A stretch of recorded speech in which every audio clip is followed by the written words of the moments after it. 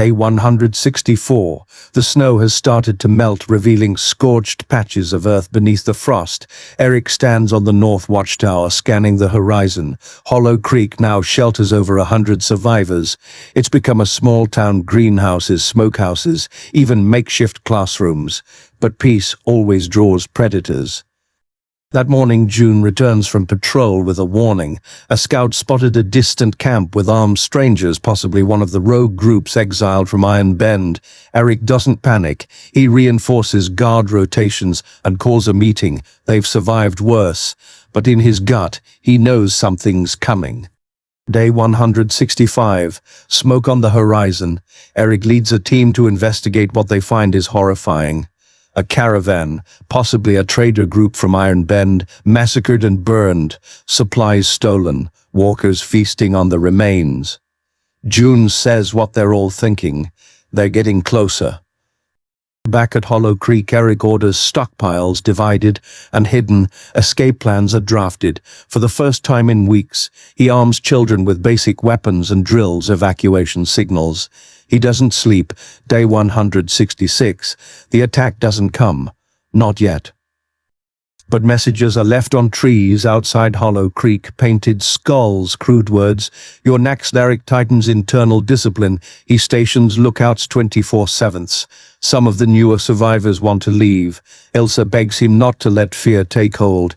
He tells her quietly, fear's not the problem. Fast peace is. Day 167. A gunshot rings out at midnight. A young lookout, barely 17, had wandered too far from the post. They find him tied to a tree, dead, no bullet wound, throat slit. It's a message. Eric calls an emergency meeting. "We prepare for war," he says, "but if we can't win it, we survive it." He creates fallback points outside Hollow Creek, buries emergency caches, begins selecting groups to escape if the walls fall. He won't let another child die on his watch. Day 168 to 170. The next 3 days feel like a countdown. Eric arms the community, teaches the basics to every adult, even the elderly. June and Elsa help organize evac squads. Whispers of doubt start to surface. Some want to run now, but Eric holds them steady. On the night of day 170, he writes in his journal, "I've built something worth saving. If I have to burn with it to keep them safe, I will." Day 171, the assault begins. Explosions tear through Hollow Creek's northern wall. Fires break out immediately. Gunshots echo. Screams. Eric leads the defense from the center, barking orders, dragging wounded to safety. He sees the attackers, feral, tattooed, some in makeshift armor. One carries a flamethrower. They're not just raiders, they're butchers. He gives the evacuation signal. Red flares streak across the sky. As buildings burn, he watches survivors vanish into the forest in waves. Eric holds the rear, fighting side by side with June. Day 172. The fires still burn. Hollow Creek is gone. Ash bodies, blackened trees. Eric returns at dawn with June and 2 others to search for survivors. They find only silence and death. He sees the schoolhouse collapsed, the clinic torched. His hands shake. They bury the bodies they can, mark a tree with a knife. "We were here, we stood." Then they leave. Day 173. The fires were still smoldering when Eric walked away. No goodbye, no speech, no plan, just ashes behind him. He left June and the survivors at the ranger station, gave them his share of supplies, and walked east alone. He couldn't lead anymore, couldn't protect them, not after watching Hollow Creek burn. It took only what he needed, a pack, a blade, a revolver, and his journal. Day 174. Rain soaked the forest as Eric traveled silently through the trees. Every sound made him twitch, every shadow was a threat. He wasn't afraid, just ready. He found an old cabin by a lake. Empty, quiet. He stayed the night sitting by a cold fireplace with only the crackle of distant thunder and his thoughts. That night he dreamed of the schoolhouse burning again. Day 175, he buried 3 walkers today, 2 adults and a kid frozen near the edge of a cliff trail. I've just left them. But he didn't. He marked their grave with stones and walked on. In his journal he wrote, "You don't stop being human just because the world did." Day 176, Eric came across a barn with survivors inside, just 2, a mother and her teenage son. They begged him to stay, even just for a night. He refused, but he gave them his last antibiotics and warned them of raiders moving west. The boy asked, "Why help if you don't stay?" Eric didn't answer. Day 177, he fought 3 walkers by a collapsed gas station. He crushed one with a cinder block. The other 2 he knifed quietly, blood spraying across the glass of an old arcade machine. He stood there, staring at his reflection in the glass. Gaunt, tired, harder. He didn't recognize himself, but he didn't look away. Day 178 to 179, Eric avoided roads, sticking to the woods. A storm came through. He rode it out under a broken bridge, wrapped in a tarp. He read through old journal entries, names, faces, Brisket, Malik, Rico, Hollow Creek.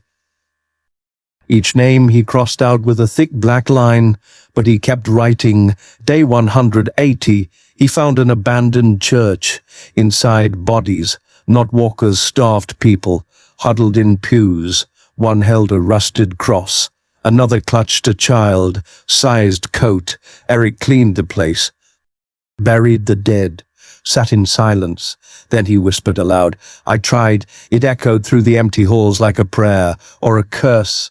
Day 181 to 182, he spent 2 days tracking a wild dog. It bit him once, nearly took his hand. But when he cornered it, it was limping, half starved. Just like him, he let it go.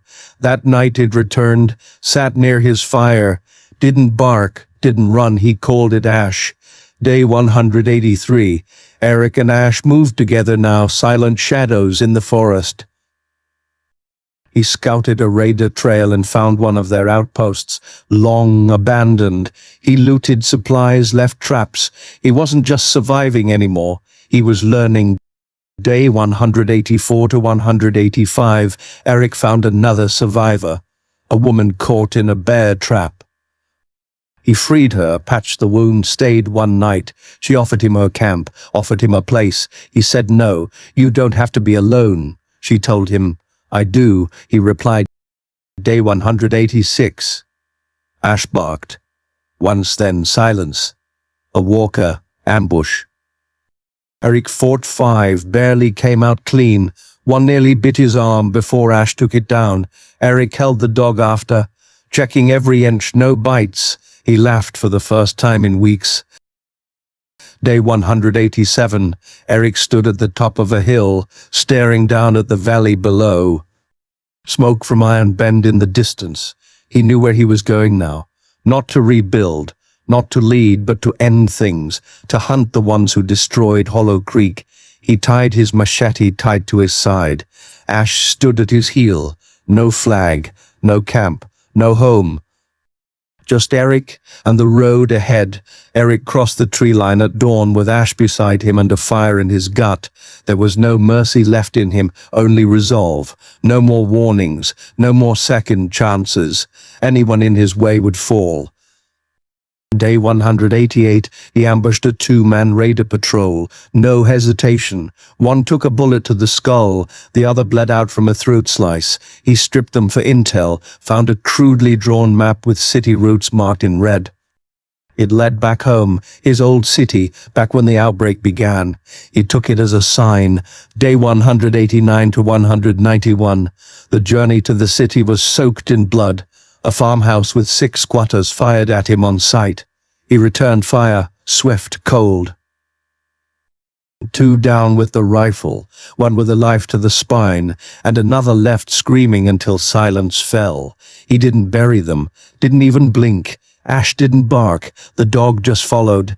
Day 192. Eric stood at the outskirts of the city, broken towers. Smoke curling from alleyways. Streets crawling with walkers and worse. He whispered to himself, "Let's see what's left." Then he walked into the shadows like he'd never left. Day 193. The mall. He found the old shopping mall overrun with rot. Inside, a dozen walkers lurked, but they were slow. He moved through like a ghost, picking them off one by one with brutal precision. No sound, no wasted movement.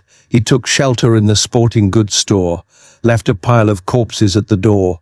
He was becoming something else now. Day 194, 195. A group of survivors spotted his fire and tried to approach. He warned them once. They kept walking. He shot two in the legs, left them for the walkers. The rest fled. Ash growled. Eric didn't say a word. Day 196. He returned to his old mechanic shop. It was crumbling, rusted, half covered in vines, but his tools were still there. His old locker, even a photo of his crew. He burned the photo, then rigged the shop with traps. Anyone trying to use his past against him would die in it. Day 197, 199. The streets were war zones. He moved at night, sniping bandits from rooftops, gutting walkers in alleyways. He left messages carved into walls. "I'm still here. You took my home. I take yours." People started whispering, calling him the Wraith. No one ever saw him coming. Only blood left behind. Day 200.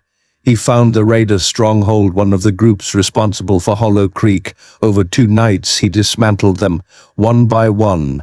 Traps, fire, blades in the dark. He strung their leader from a billboard like a trophy. Eric didn't feel peace, just a deeper hunger. Ash was wounded during the assault, but alive. Day 201 to 204, he spent days in the sewers, stalking another group, baiting them, trapping their supply lines, starving them out. On day 204, he collapsed the tunnel on top of them. 35 people died, screaming in the dark. He didn't flinch. Day 205, rain fell hard. Ash wouldn't eat. Eric carried the dog in his coat, walking through flooded streets. A woman called out from a rooftop, crying for help, said she had a child. He raised his rifle and said nothing. She stopped calling. Day 206 to 208, he revisited the apartment he lived in pre-outbreak, his old room, his old bed, everything was covered in dust and decay. He sat on the couch for 3 hours, holding a picture of his mother. Then he burned a building to the ground and moved on. Day 209-5, armed men tried to ambush him in a grocery store. He killed 4 in less than a minute. The last one begged for his life, said he had a daughter. Eric pulled the trigger anyway. Day 210 to 213, he stopped keeping count of the bodies. He moved through old schools, neighborhoods, and subway lines. Every memory sharpened him. Every kill was easier than the last. He didn't sleep much. Just watched the fire crackle, one hand on his blade, the other petting Ash. Day 214, he saw June's face in a dream. She asked, "Are you still fighting to live, or just killing to keep moving?" He woke up in a cold sweat, didn't answer.